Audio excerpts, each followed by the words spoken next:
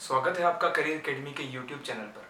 तो आज की क्लास में मैं आपको फीमेल सुपरवाइज़र के लिए जो टॉपिक आएंगे, यानी हरियाणा में फीमेल सुपरवाइज़र के लिए जो टॉपिक आ सकते हैं एक्सपेक्टेड, उनके बारे में बताऊंगा और कुछ ऐसे टॉपिक आपको कराने का प्रयास करूंगा जिनसे एक्सपेक्टेड क्वेश्चन आपको आएंगे। ठीक है जी। तो सबसे पहले आपको पता है फीमेल सुपरवाइज़र यानी फीमेल सुपरवाइज़र में कैटेगरी 18 का जो एग्ज़ाम आया है, ये एग्ज़ाम जो है इसमें मेन पोस्ट जो है आपकी सुपरवाइज़र की है। तो इसमें आपको जो 15 या 17 क्वेश्चन जो आएंगे वो आपके आंगनवाड़ी के, आपके आईसीडीएस जो है उसके, आपके फूड यानी भोजन के, न्यूट्रिशन, माल न्यूट्रिशन जो अल्पपोषण होता है, कुपोषण होता है, इसके अलावा बीमारियां, बायोलॉजी से आ सकते हैं, आपको बीमारियों के क्वेश्चन आ सकते हैं। साइंस के जो होंगे, साइंस के मानव शरीर के जो क्वेश्चन होंगे, बीमारियां हैं, प्रोटीन है, विटामिन है, डिजीज हैं, ये सारे क्वेश्चन आ सकते हैं आपको। और हमारे शरीर से जुड़ा हुआ जो विज्ञान है जिसमें शरीर में सभी अंगों के कार्य आ जाते हैं, वो भी आपके पास टॉपिक आ सकते हैं। तो आपको इसमें लगभग 15 से 17 क्वेश्चन जो आएंगे वो आपके जो अलग से फीमेल सुपरवाइजर पोस्ट के लिए होंगे वो स्पेशलाइज क्वेश्चन होंगे। जो बाकी जीके के क्वेश्चन होंगे जिसमें हरियाणा जीके होगी और जो दूसरी नॉर्मल जीके है वो होगी। जो मुझे उम्मीद है कि मैं आपको अगर 15-17 में कुछ क्वेश्चन आपको करा पाऊं तो उसमें से मैं आपको कुछ क्वेश्चन कराने का प्रयास करूंगा। तो सबसे पहले आपको मैं बता देता हूं, हमारे पास जो फीमेल सुपरवाइजर में आएगा वो आएगा, सबसे इंपॉर्टेंट टॉपिक होगा हमारा भोजन, यानी हमारा जो फूड है। ठीक है जी। तो फूड जो है वो हमारा एक इंपॉर्टेंट टॉपिक होगा, इसके बारे में काफी ज्यादा क्वेश्चन आपको आ सकते हैं। तो जैसे कि ये टॉपिक जो है शुरू करते हैं हम। तो भोजन जो है मानव शरीर के लिए अति आवश्यक है। मानव शरीर के अलावा सभी जीव जंतुओं के लिए भोजन आवश्यक होता है। भोजन जो है शरीर की बेसिक जरूरतों को पूरा करता है। बगैर भोजन के शरीर जो है कोई कार्य नहीं कर पाएगा। भोजन से हमें कई प्रकार की ऊर्जाएं, कई प्रकार की क्षमताएं मिलती हैं और उन क्षमताओं से ही जीवन में विभिन्न प्रकार के कार्य हम करते हैं। तो सबसे पहले स्टार्ट करते हैं हमारे भोजन में कितने प्रकार का भोजन हमें मिलता है और भोजन में कितने प्रकार के न्यूट्रिशन होते हैं। तो सबसे पहले भोजन में आता है हमारा कार्बोहाइड्रेट। कार्बोहाइड्रेट जो है ये पहला प्रकार का भोजन होता है, कार्बोहाइड्रेट। दूसरा आता है प्रोटीन। भोजन में एक दूसरा जो भाग है वो प्रोटीन का है। प्रोटीन के बाद आएगा वसा, फैट कहते हैं जिसे। ठीक है जी। प्रोटीन हो गया, कार्बोहाइड्रेट हो गया और फैट हो गया। इसके बाद आता है आपका मिनरल्स यानी खनिज। शरीर को खनिज मिनरल की जरूरत पड़ती है, जिसको मिनरल कह देते हैं हमारे शरीर में, जैसे लोहा है आदि धातुओं की हमें जरूरत पड़ती है। मिनरल के बाद आता है विटामिन्स। विटामिन्स भी हमारे शरीर के लिए अति आवश्यक होते हैं, विटामिन की हमें जरूरत पड़ती है। और फिर आता है हमारा जो इसके अलावा आ जाता है जल, यानी मिनरल में भी आ जाएगा, जल अलग से भी आ जाता है। तो ये जो है हमारे शरीर में अति आवश्यक भोजन के भाग होते हैं, न्यूट्रिशन हमें यहीं से मिलते हैं। तो इन टॉपिक के अंदर जो क्वेश्चन आ सकते हैं वो कराने का प्रयास करूंगा। तो सबसे पहले जो हम देखते हैं हमारे भोजन का मुख्य भाग है और इस मुख्य भाग से हमें न्यूट्रिशन मिलते हैं यानी पोषण मिलते हैं। न्यूट्रिशन यानी पोषण की कमी से हम माल न्यूट्रिशन यानी कुपोषण का शिकार हो जाते हैं। यानी जब शरीर के अंदर अच्छे और सही प्रकार से पोषण ना मिले तो कुपोषण हो जाता है। आमतौर पे कुपोषण की समस्या जो है वो छोटे बच्चों को होती है और 0 से लेकर 6 साल के बच्चों के लिए आमतौर पे कुपोषण की है समस्या सबसे ज्यादा है। भारत में कुपोषण जो है एमपी यानी मध्य प्रदेश में सबसे ज्यादा पाया जाता है। और इसमें जो 0 से लेकर 6 साल के बच्चे हैं हमारे पास, उन बच्चों के लिए इस भोजन की अति आवश्यकता होती है। और आईसीडीएस यानी इंटीग्रेटेड चाइल्ड डेवलपमेंट जो स्कीम है हमारी, जिसमें आंगनवाड़ी जो है, जिसका दूसरा नाम है आईसीडीएस को ही हम आंगनवाड़ी कह देते हैं।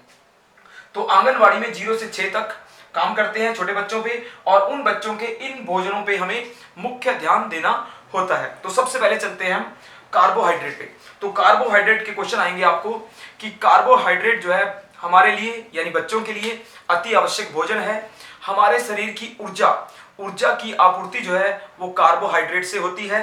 कार्बोहाइड्रेट जो है हमें विभिन्न प्रकार के अनाजों से, विभिन्न प्रकार के साधनों से मिलता है और उसकी पूर्ति हमारे शरीर में ऊर्जा की पूर्ति करती है।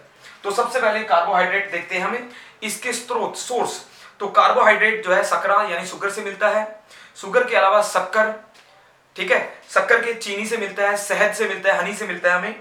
अनाज जो व्हीट है, राइस है, उससे हमें कार्बोहाइड्रेट मिलता है। दालें एक अच्छा सोर्स होती है इसकी। और जड़ और कंद मूलों से भी हमें कुछ मात्रा में मिल जाता है।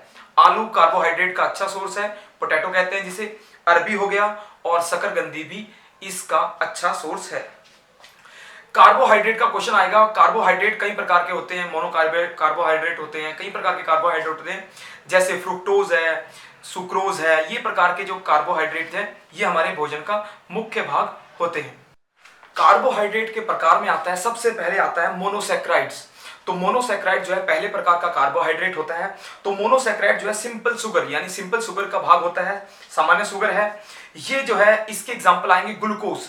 ग्लूकोज जो है मोनोसैक्राइड होता है। ग्लूकोज के बाद आता है ग्लैक्टोज। ग्लैक्टोज भी एक सिंपल प्रकार का मोनोसैक्राइड होता है। फिर आता है जी एरिथ्रोथोज। एरिथ्रोथ्रोज जो है ये भी एक प्रकार का सिंपल होता है। राइबोज, राइबोज भी एक सिंपल प्रकार का मोनोसैक्राइड होता है। तो मोनोसैक्राइड जो है कार्बोहाइड्रेट के पहला प्रकार है। दूसरा आता है ओलिगोसैक्राइड्स। ओलिगोसैक्राइड जो है दूसरे प्रकार का कार्बोहाइड्रेट होता है। इससे हमें ऊर्जा मिलती है, ये भी ऊर्जा का स्रोत है। जैसे इसके एग्जांपल आएंगे माल्टोज। माल्टोज जो है ओलिगोसैक्राइड का पार्ट है, माल्टोज। माल्टोज के बाद आता है लैक्टोज। लैक्टोज जैसे आपको पता है दूध आदि से मिलता है, लैक्टोज हो गया, दूध से नहीं मिलता। सुक्रोज आता है, और सुक्रोज के बाद आता है स्टेयोज। स्टेयोज, सुक्रोज, लैक्टोज और माल्टोज, ये जो है ओलिगोसैक्राइड के पार्ट होते हैं। तीसरा प्रकार आता है जो कार्बोहाइड्रेट का तीसरा प्रकार है पॉलीसैक्राइड्स। पॉली जो है जटिल प्रकार के होते हैं, जटिल प्रकार के कार्बोहाइड्रेट्स हैं। इसके प्रकार आते हैं स्टार्च। आपको पता है पौधों से मिलता है हमें स्टार्च, सलाद से मिलता है हमें स्टार्च। स्टार्च जो है पॉलीसैक्राइड का टाइप है। ग्लाइकोजन, ग्लाइकोजन भी एक जटिल प्रकार का कार्बोहाइड्रेट है। सेलुलोज, सेलुलोज भी एक जटिल प्रकार का कार्बोहाइड्रेट है। और पेक्टिन, पेक्टिन भी एक जटिल प्रकार का कार्बोहाइड्रेट है। ये तीसरे प्रकार के थे पॉलीसैक्राइड्स। तीन प्रकार हुए, मोनोसैक्राइड, ओलिगोसैक्राइड्स और पॉलीसैक्राइड्स। ये तीन प्रकार के कार्बोहाइड्रेट्स मुख्य रूप से होते हैं। ठीक है। कार्बोहाइड्रेट के कार्य में आता है कि कार्बोहाइड्रेट के कार्य, जैसे आपको बता दिया कि ऊर्जा का मुख्य जो स्रोत है वो कार्बोहाइड्रेट्स होते हैं। कार्बोहाइड्रेट में ऑक्सीजन होती है, हाइड्रोजन होती है। ऑक्सीजन, हाइड्रोजन और कार्बन तीन मुख्य तत्व होते हैं। तो इन तीनों से ही कार्बोहाइड्रेट बनता है। यह शरीर की ऊर्जा की आपूर्ति करता है, ऊर्जा का स्रोत है। तो हमारे शरीर में तत्पर यानी तत्काल में ऊर्जा चाहिए तो हमें कार्बोहाइड्रेट का प्रयोग करना पड़ता है। इसके अलावा कार्बोहाइड्रेट के और यूज हैं, जैसे यह हमारे शरीर में आरएनए और डीएनए में जो राइबोज होता है और डीऑक्सीराइबोज होता है उसका निर्माण भी कार्बोहाइड्रेट्स करते हैं। इसके अलावा हमारे शरीर में जो सोर्स ऑफ फ्यूल यानी एनर्जी के लिए हमारे शरीर का मेन फ्यूल या मेन एनर्जी सोर्स जो है वो कार्बोहाइड्रेट्स होते हैं। तो डेफिशिएंसी ऑफ कार्बोहाइड्रेट, अगर शरीर में डेफिशिएंसी हो जाए कार्बोहाइड्रेट की तो उससे गंभीर रोग हो जाते हैं। इससे बच्चों में कुपोषण की समस्या होती है, उनका खान-पान असंतुलित हो जाता है, उनके शरीर की बनावट असंतुलित हो जाती है और बेसिक कार्य करने में वो असमर्थ हो जाते हैं, यानी उनके पास असमर्थ हो जाते हैं, वो उनके पास समर्थ नहीं रहता। यानी ऊर्जा की मुख्य पूर्ति करेगा, भाग दौड़ है, चलना फिरना है, पढ़ाई है, इन सभी कार्यों के लिए हमें कार्बोहाइड्रेट की मुख्य रूप से जरूरत पड़ती है। कार्बोहाइड्रेट के बाद नेक्स्ट पार्ट आता है हमारा प्रोटीन। तो प्रोटीन जो है हमारे शरीर के लिए अति आवश्यक होते हैं। प्रोटीन का मुख्य काम होता है शरीर की बनावट यानी फॉर्मेशन या बिल्डिंग ऑफ बॉडी, हमारी बॉडी के निर्माण में लिए प्रोटीन अति आवश्यक होता है। प्रोटीन जो है हमारे शरीर में सेल के निर्माण यानी कोशिका के निर्माण के लिए और हमारे शरीर के ढांचे के निर्माण के लिए, लंबाई ऊंचाई के लिए प्रोटीन जो है मुख्य रूप से होता है। प्रोटीन की अगर कमी हो जाए तो हमारे शरीर जो है अपरिपक्व रह जाता है और वो जो है पूर्ण रूप से विकसित नहीं हो पाता। तो प्रोटीन देखते हैं, प्रोटीन के बारे में सबसे पहले आता है प्रोटीन का निर्माण। प्रोटीन का निर्माण होता है हमारे शरीर में ऑक्सीजन, कार्बन, हाइड्रोजन और नाइट्रोजन के साथ मिलने से। प्रोटीन का एक मुख्य स्रोत होता है नाइट्रोजन, बाकी ऑक्सीजन, कार्बन आदि तो होते ही हैं, नाइट्रोजन इसमें होता है। तो इस नाइट्रोजन के कारण जो है आरएनए और डीएनए का मुख्य पार्ट जो है प्रोटीन से ही बनता है। उसमें एन जो है, जो एन है नाइट्रोजन से बनता है, डीएनए और आरएनए का वो प्रोटीन है। इसके बाद आता है कि प्रोटीन जो है हमारे शरीर में स्ट्रक्चरल एलिमेंट के निर्माण के लिए जरूरी होता है। हमारे शरीर की बनावट, हमारे शरीर का जो ढांचा है वो प्रोटीन के कारण ही बनता है, तो स्ट्रक्चरल आधार पैदा करता है। फिर आता है हमारी बॉडी के टिश्यू हो गया, सेल के निर्माण के लिए। सेल के अंदर आता है साइटोप्लाज्म। साइटोप्लाज्म के निर्माण के लिए प्रोटीन का ही मुख्य रूप से योगदान है। तो क्वेश्चन आता है प्रोटीन की फैक्ट्री, प्रोटीन के निर्माण के लिए कौन सा अंग जिम्मेवार है या कौन सा पार्ट जिम्मेवार है? तो प्रोटीन के निर्माण के लिए आता है राइबोसोम, जिसको राइबोसोम कहते हैं। राइबोसोम जो है प्रोटीन की फैक्ट्री कही जाती है, प्रोटीन वहीं बनते हैं। प्रोटीन का निर्माण जो है अमीनो एसिड से होता है, यानी 20 प्रकार के अमीनो एसिड्स होते हैं, उनके निर्माण से ही प्रोटीन बनता है। फिर आता है जी, प्रोटीन जो है हमारे शरीर के निर्माण के लिए जरूरी है। इसके अलावा कुछ मात्रा में हीट और कुछ बहुत ही कम मात्रा में एनर्जी भी ये देते हैं जरूरत पड़ने पर, यानी इमरजेंसी में अगर जरूरत पड़े तो यहां से भी ली जाती है। फिर आता है जी प्रोटीन के प्रकार। प्रोटीन के प्रकार में आएगा सबसे पहले हार्मोन। हार्मोन जो है प्रोटीन से बनते हैं। हार्मोन जो है हमारे शरीर के उत्पादन के लिए, हमारे शरीर की बनावट के लिए, हमारे शरीर की लंबाई चौड़ाई के लिए मुख्य रूप से जिम्मेवार होते हैं। तो हमारे शरीर में हार्मोन जो है हमें ग्रोथ, वृद्धि करते हैं। हमारे शरीर का ढांचा हार्मोन पे ही चलता है। तो हार्मोन जो है प्रोटीन से बनते हैं। हार्मोन के बाद आता है इंजाइम। इंजाइम का मुख्य काम होता है भोजन को पचाना, यानी भोजन के पचाने के लिए इंजाइम जरूरी है। इंजाइम जो है एक प्रकार के प्रोटीन ही होते हैं। तीसरे प्रकार के प्रोटीन होते हैं स्ट्रक्चरल प्रोटीन। स्ट्रक्चरल प्रोटीन का मतलब है जो शरीर के स्ट्रक्चर यानी संरचना के निर्माण के लिए जिम्मेवार होते हैं। तो स्ट्रक्चरल प्रोटीन जो है वो शरीर के कोलेजन यानी कोलेजन का निर्माण करते हैं बॉडी के, और बॉडी के ढांचे को, फ्रेमवर्क को बनाते हैं। चौथे प्रकार के आते हैं डिफेंसिव प्रोटीन। डिफेंसिव प्रोटीन होते हैं जो शरीर के डिफेंस यानी इम्यून सिस्टम को स्ट्रॉन्ग करते हैं, इम्यून सिस्टम को बनाते हैं। तो जो डिफेंसिव होते हैं ये हमारे शरीर के इम्यून सिस्टम के लिए काम करते हैं। डिफेंसिव के बाद आता है पांचवा भाग है स्टोरेज प्रोटीन। कुछ प्रोटीन ऐसे हैं जो ऊर्जा का स्टोर करते हैं, यानी कुछ भागों में स्टोरेज के रूप में अंगों में रखते हैं और जरूरत पड़ने पर बॉडी को पहुंचाते हैं। फिर आगे आते हैं जी ट्रांसपोर्ट प्रोटीन। ट्रांसपोर्ट प्रोटीन जो है भोजन को ट्रांसपोर्ट करने में भी काम आते हैं। ये शरीर के मुख्य तत्वों को दूसरी जगह पर पहुंचाते हैं। और फिर आता है रिसेप्टर प्रोटीन। रिसेप्टर प्रोटीन जो है आउटर सेल में होते हैं और ये बॉडी के अंदर और बाहर जाने वाली क्रियाओं को नियंत्रित करते हैं। तो ये प्रकार थे प्रोटीन के। प्रोटीन जो है मुख्य अंग होता है शरीर के भोजन का, हमारे न्यूट्रिशन का। प्रोटीन की कमी से मरस्मस रोग हो जाता है बच्चों में, मरस्मस रोग। और प्रोटीन की कमी से आप कवासियोरकर, दो डिजीज बड़ी फेमस होती हैं बच्चों में, मरस्मस और कवासियोरकर। ये प्रोटीन की कमी से होने वाले दो मुख्य रोग होते हैं। तो प्रोटीन जो है मुख्य है हमारे शरीर में बनावट के लिए। रिपेयर, अगर सेल की रिपेयर करनी है प्रोटीन से होगी, शरीर का निर्माण करना है प्रोटीन से ही होगा। प्रोटीन के बाद नेक्स्ट पार्ट आता है हमारा फैट। फैट जो है हमारे शरीर के लिए अति आवश्यक होता है। फैट जो है हमें लिपिड आदि से मिलता है। तो फैट यानी वसा, वसा जो है तेलीय पदार्थ, ऑयली चीजों से हमें मिलती है, तेल, घी आदि से मिलती है। इसके अलावा जीव जंतु की जो चर्बी होती है, मांस होता है, मीट आदि से भी हमें फैट मिलती है। फैट का मुख्य काम होता है कार्बोहाइड्रेट के बाद ऊर्जा प्रदान करना, यानी वसा जो है स्टोर्ड एनर्जी, यानी सुरक्षित या जो हमारे शरीर में सेव रहती है, और जरूरत पड़ने पर हम फैट से ही ऊर्जा को प्राप्त करते हैं। जब हमें भूख लगती है तो हम फैट की ऊर्जा का प्रयोग करते हैं बाद में भूख लगने पर। तो फैट जो है एक ऐसा अंग है, ऐसा भोजन है जो शरीर में जरूरत पड़ने पर भोजन की आपूर्ति करती है। फैट का निर्माण जो है लिपिड से होता है। लिपिड होते हैं छोटे छोटे, उनकी हाइड्रोकार्बन चेन होती है जो फैट का निर्माण करती है, और ये हमारे शरीर में ऊर्जा के रूप में यूज होती है। ऊर्जा का मुख्य काम है इसका। परंतु तब जब कार्बोहाइड्रेट से ऊर्जा ना मिले तब हम फैट से ऊर्जा लेते हैं।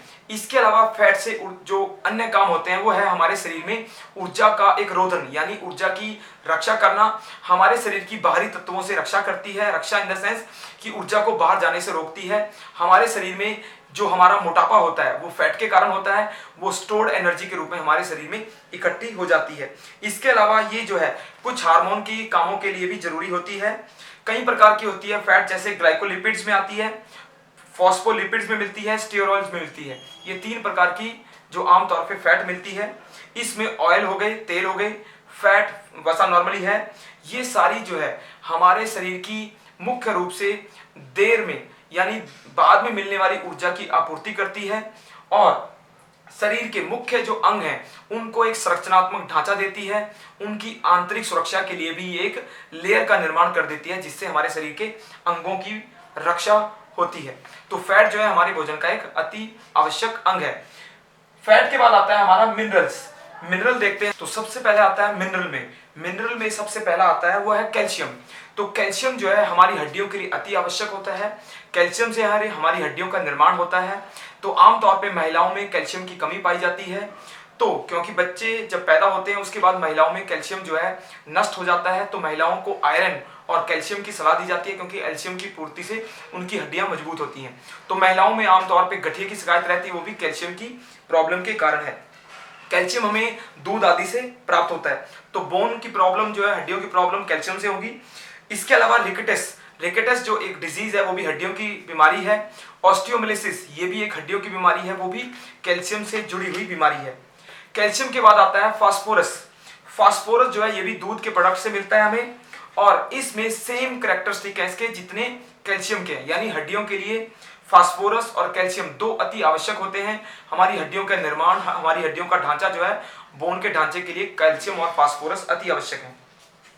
फास्फोरस के बाद आता है सोडियम। हमारे शरीर में सोडियम भी जरूरी होता है, ये हमारे शरीर में आयोनिक बैलेंस बिठा के रखता है और वाटर बैलेंस के लिए भी जरूरी होता है सोडियम।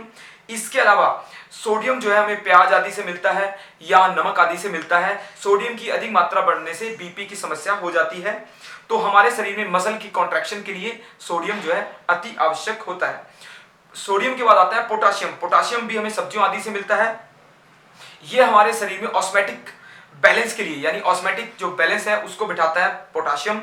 और नर्व सिस्टम का डिसऑर्डर अगर हो जाता है तो वो पोटाशियम की कमी से ही आमतौर पे नर्व डिसऑर्डर जो है इसके कारण होता है। इसके बाद आता है मैग्नीशियम। मैग्नीशियम भी हमारे शरीर में जरूरी होता है हार्ट और वेसिकुलर जो एक्टिविटीज हैं, यानी हृदय की एक्टिविटीज के लिए भी मैग्नीज जो है अति आवश्यक होता है। इसके बाद आता है क्लोरीन। क्लोरीन हमें कॉमन साल्ट यानी नमक से मिलता है, सामान्य नमक से मिलता है, और इसकी कमी से वोमिटिंग आदि की समस्याएं जो है क्लोरीन की कमी से ही आमतौर पे होती हैं। फिर आता है मुख्य तत्व आयरन। आयरन यानी लोहा। लोहा हमारे शरीर के लिए खून यानी रक्त, आरबीसी के लिए अति आवश्यक होता है। आरबीसी का के अंदर मुख्य भाग जो है आयरन यानी लोहे का होता है। हमारे खून का जो परिवहन है उसमें हीमोग्लोबिन का मुख्य तत्व काम होता है। हीमोग्लोबिन में लोहा होता है और शरीर में ऑक्सीजन के साथ जुड़ने के साथ ही शरीर में ऊर्जा की आपूर्ति जो है आरबीसी करता है, और मुख्य रूप से जो रोल प्ले करता है वो आयरन करता है। तो आयरन की कमी से एनीमिया हो जाता है, खून की कमी हो जाती है, स्किन प्रॉब्लम भी हो जाती है आयरन की कमी से। तो हमारे शरीर में आयरन जो है अति आवश्यक होता है, बहुत कम मात्रा में चाहिए पर अति आवश्यक है। आयोडीन। आयोडीन हमें समुद्री पदार्थों से मिलता है। आयोडीन से हमें गॉइटर डिजीज हो जाती है, गॉइटर डिजीज हो जाती है। तो ये मिक्सीडेमा और गॉइटर दो बीमारियां हैं, आयोडीन की कमी से होती हैं। तो बच्चों को सलाह दी जाती है कि आयोडीन युक्त नमक का प्रयोग किया जाए। तो इससे शरीर में क्या होता है, थायरॉक्सिन जो हार्मोन है उनकी जो स्वस्थ संचलन है वो ठीक होता रहता है। आयोडीन के बाद आता है जिंक। जिंक की कमी से रिड्यूस रिस्पायरेशन की प्रॉब्लम होती है, यानी जिंक भी हमारे शरीर के लिए अति आवश्यक होता है। कॉपर आता है। कॉपर जो है एनीमिया के रोकने में सहायक होता है। कॉपर भी एक सहायक है जो खून की कमी से हमारे शरीर का बचाव करता है। फिर आता है जी फ्लोरीन। फ्लोरीन एक ऐसा मिनरल है जो हमारी डेंटल यानी दांतों की रक्षा के लिए, दांतों के निर्माण के लिए जरूरी होता है फ्लोरीन। और अंतिम आता है सल्फर। सल्फर जो है हमारी बॉडी में इंजाइम फंक्शन के लिए, एंजाइम के जो फंक्शन है उसके लिए सल्फर जो है अति आवश्यक होता है। इसके अलावा कोबाल्ट भी एक आवश्यक तत्व है। कोबाल्ट जो है एक स्पेशल प्रकार के एनीमिया में हमारी रक्षा करता है, हमारा बचाव करता है। तो कोबाल्ट जो है बहुत कम मात्रा में शरीर की जरूरत होता है। फिर इसके बाद आता है जी मिनरल के बाद हमारे जल देख लेते हैं। जल यानी हमारे शरीर में जल अति आवश्यक होता है। हमारी बॉडी का 65 से लेकर 70% तक जल होता है, वाटर होता है। जल जो है H2O से बना होता है, यानी ऑक्सीजन और हाइड्रोजन से जल का निर्माण होता है। तो जल जो है हमारे शरीर में बैलेंस के लिए, वाटर बैलेंस के लिए जरूरी है। शरीर में जो हमारे परिवहन होता है ऊर्जा का, उसमें जल एक मुख्य योगदान निभाता है। हमारे शरीर के बैलेंस को बिठा के रखता है। शरीर का जो ऊर्जा का परिवहन है उसको भी देखना है और ऊर्जा के बैलेंस को बराबर रखना जल का अति आवश्यक काम होता है। जल की कमी से डिहाइड्रेशन हो जाती है, जल की कमी हो जाती है। तो जल जो है गर्मियों में अति आवश्यक होता है। हर एक व्यक्ति के लिए कहा जाता है कि जल जो है अति महत्वपूर्ण है। बच्चों के लिए भी साफ सुथरा जल हो। जल में आजकल बीमारियां होती हैं, यानी मिनरल मिल जाते हैं, तो जल दूषित हो जाता है। साफ सुथरा जल जो है अति आवश्यक है। जल की कमी में जैसे आपको पता है मरकरी पारा अगर जल में मिल गया तो आपको पता है कि बीमारियां लग जाती हैं इससे। इसके अलावा आजकल और समस्याएं आ रही हैं, जल के अंदर दूषित है, या इसके अलावा जो सीवरेज का पानी जल के साथ मिक्स हो जाता है। तो दूषित जल जो है हमेशा बीमारियों का घर होता है। हैजा जैसी बीमारियां जो है दूषित जल के कारण। तो अंतिम पोषण के रूप में आता है विटामिन। तो विटामिन जो है शरीर के लिए बहुत ही आवश्यक होते हैं। विटामिन का देख लेते हैं। विटामिन दो प्रकार के होते हैं। पहला है जल में घुलनशील, यानी ऐसे विटामिन जो जल में घुल जाते हैं, जैसे बी और सी विटामिन जो है ये जल में घुलनशील विटामिन होते हैं। फिर होता है फैट में, यानी वसा में घुलनशील। फैट में घुलनशील आते हैं ए, डी, ई, के, यानी चार विटामिन ऐसे हैं जो फैट में घुल जाते हैं। ए, डी, ई, के, ये चार विटामिन है। बी और सी जल में घुलनशील है। तो हम स्टार्ट करते हैं विटामिन के बारे में। सबसे पहले आता है विटामिन ए। विटामिन ए का नाम है रेटिनॉल। तो रेटिनॉल जो है ये हमारे शरीर में अति आवश्यक है। आंखों के लिए विटामिन ए की जरूरत पड़ती है। आंखों की जो हेल्थ है, स्वस्थ हेल्थ आंखों के लिए जरूरी है। कॉर्निया के लिए जरूरी है। आंखों के रेटिना के लिए जरूरी है। इसकी कमी से रतौंधी रोग हो जाता है। विटामिन ए की कमी से रतौंधी हो जाता है। आंखों की सारी डिजीज जो है विटामिन ए की कमी से ही होती है। जीरोफ्लेथमिया हो गया या कोई भी आंखों की डिजीज है वो विटामिन ए से ही होती है। तो आमतौर पे मक्खन, अंडा, जिगर, मछली के तेल आदि से हमें ये प्राप्त होता है। फिर आता है जी विटामिन बी। विटामिन बी देखते हैं, सबसे बड़ा विटामिन है बी। तो बी1 आता है, बी1 को कहते हैं थायमिन। तो थायमिन जो है अनाज आदि से मिलता है हमें। तो क्वेश्चन आता है थायमिन से या थायमिन की कमी से रोग होता है बेरी-बेरी। तो बेरी-बेरी डिजीज ऐसी बीमारी है जो थायमिन से होती है। और पॉलिश किए हुए चावल, अनाजों से हमें बेरी-बेरी डिजीज हो जाती है। तो एक खतरनाक डिजीज है जो पॉलिश किए चावल या अनाजों से हमें होती है। विटामिन बी2 आता है जिसको कहते हैं राइबोफ्लेविन। तो राइबोफ्लेविन जो है पनीर, अंडे आदि से प्राप्त होता है। दूसरा विटामिन बी2 है ये। इसकी कमी से किलोसिस, एक छोटी बीमारी होती है, किलोसिस जो है इसकी कमी से हो जाती है। फिर आता है जी विटामिन बी6। 6 कहते हैं पायरिडॉक्सिन को। पायरिडॉक्सिन दूध, यीस्ट, अनाज आदि से मिलता है। इसकी कमी से रक्त की कमी यानी ब्लड की कमी, एनीमिया आदि बीमारी होती है। इससे चर्म रोग यानी स्किन के रोग भी बी6 से हो जाते हैं। फिर आता है vitamin H. Vitamin B H में आता है बायोटीन। बायोटीन जो है ये मांस, गेहूं आदि से मिलता है। इसकी कमी से चर्म रोग और बालों का झड़ना जैसी बीमारियां आमतौर पे होती हैं। फिर आता है फॉलिक एसिड। फॉलिक एसिड जो है विटामिन बी का ही पार्ट है, फॉलिक एसिड। तो खून के बनावट के लिए, खून के निर्माण के लिए फॉलिक एसिड जरूरी होते हैं। हमारे शरीर में एनीमिया की जो बीमारी है फॉलिक एसिड की कमी से ही होती है। विटामिन बी12, बी12 आता है साइनोकोबालामिन। तो साइनोकोबालामिन जो है विटामिन बी12 आता है, ये भी एनीमिया यानी खून की कमी से जुड़ा हुआ विटामिन है। फिर आता है विटामिन सी। सी को कहते हैं एस्कॉर्बिक एसिड। एस्कॉर्बिक एसिड जो है खट्टे पदार्थ यानी टमाटर, नींबू या फलों से आमतौर पे विटामिन सी प्राप्त होता है।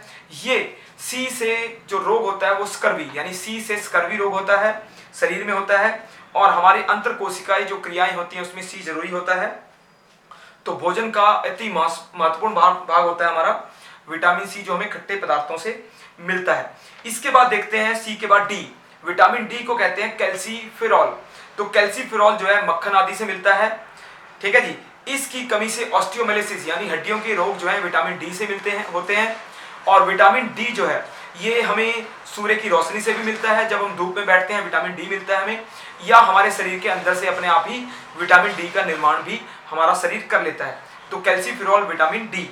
फिर आता है विटामिन ई। विटामिन ई कहते हैं टोकोफेरॉल को।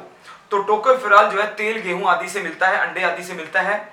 इसकी कमी से हमारे शरीर में जनन शक्ति यानी फर्टिलिटी की प्रॉब्लम होती है, जनन शक्ति की प्रॉब्लम होती है। विटामिन ई जो है जनन शक्ति से जुड़ा हुआ विटामिन है। ई के बाद अंतिम विटामिन आता है विटामिन के। विटामिन के जो है ब्लड क्लोटिंग के लिए अति आवश्यक है, यानी रक्त का थक्का जो बनता है विटामिन के की कमी से बनता है। तो अगर के की कमी होगी तो हमारे शरीर में रक्त का जो थक्का बनना है, क्लोटिंग होनी है, वो नहीं होगी। तो ये हमें हरी पत्तेदार सब्जियों से, अंडे आदि, जिगर आदि, टमाटर आदि से मिलता है के। और ये हमारे शरीर में प्रोथ्रोम्बिन का संश्लेषण करता है। जब हमारे शरीर पे चोट लगती है, चोट लगने के बाद खून जो बहता है उसको रोकता है विटामिन के। तो के में ऐसी शक्ति होती है कि ये एक जालीदार कवर बना देता है और खून को बाहर बहने से रोक देता है। इसको कहते हैं रक्त का थक्का यानी ब्लड क्लोटिंग। तो विटामिन के साथ कैल्शियम भी ब्लड क्लोटिंग में पार्टिसिपेशन करता है। कैल्शियम और के दोनों मिलकर ही ब्लड का जो धक्का, क्लोट बनता है, वो तैयार करते हैं। तो ये थे हमारे विटामिन। आज की क्लास में मैंने आपको भोजन का पार्ट कवर किया है, फूड का। तो फूड में कार्बोहाइड्रेट, प्रोटीन, वसा, खनिज और विटामिन और जल, ये 5-6 भाग कवर किए हैं। मुझे उम्मीद है कि ये लेक्चर आपको पसंद आया होगा। तो लाइक करें, सब्सक्राइब करें। धन्यवाद।